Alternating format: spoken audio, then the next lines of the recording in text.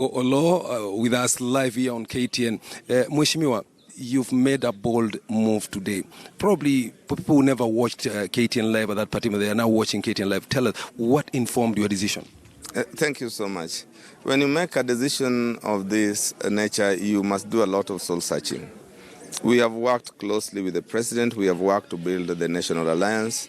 But one thing has become clear, that the Jubilee Party no longer stands for what the National Alliance originally stood for, number one.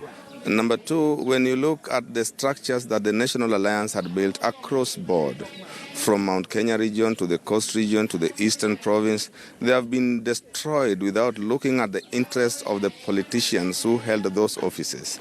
It is these leaders who have called me and asked me to lead them into a place that they may be appreciated.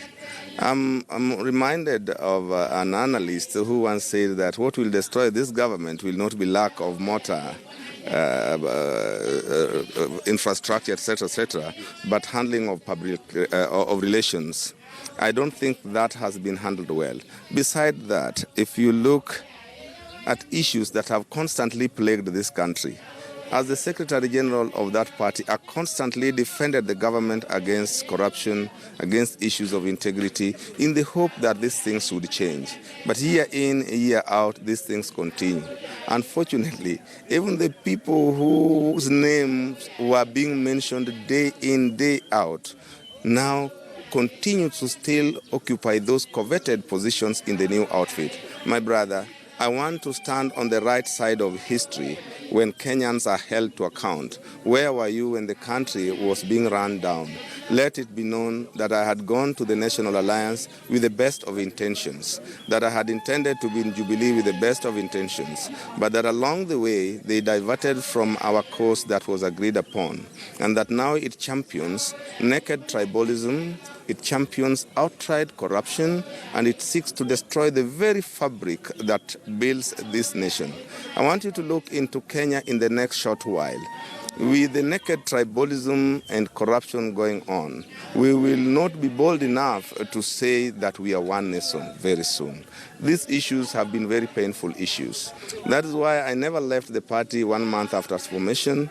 I never left it 1 year, not 2 years. And even when the Jubilee came into place, it was my hope that it would espouse those ideas, that it would stand for integrity, that it would go against corruption issues.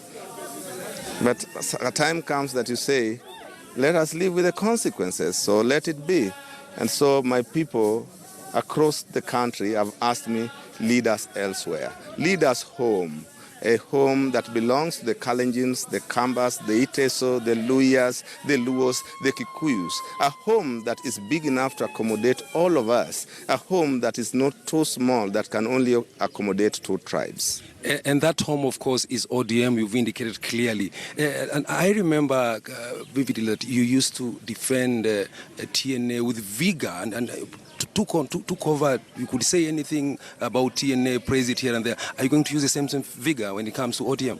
I will not only use vigor, I will use vigor, verve, and passion. I will ensure that the party that my people have directed me to ascends to power. That is, it is able, because it is only when it ascends to power that it would be able to overturn the things that we have deemed inappropriate in the governance of our great nation.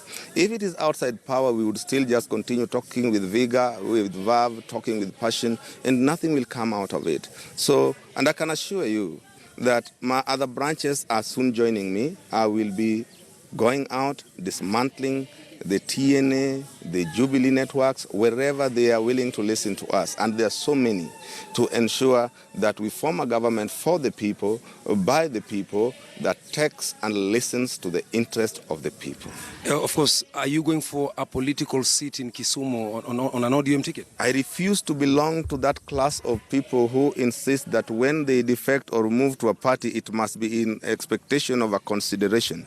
I say that only if the people of Kisumu feel that I fit that position, then should I be subjected to a competitive and rigorous competition with the other candidates. I do not want a free ticket. I can serve the party even as an ordinary member. Betty Chalo, you've heard from the man himself. He just defected from, it was TNA, or rather, let me call it Jubilee now, to ODM, and he says that he's going to defend the Orange Party with all what it takes to ensure Raila Amolo Odinga becomes the next president of the Republic of Kenya. Back to you, Betty. Thank you so much, Rashid Ronald. There.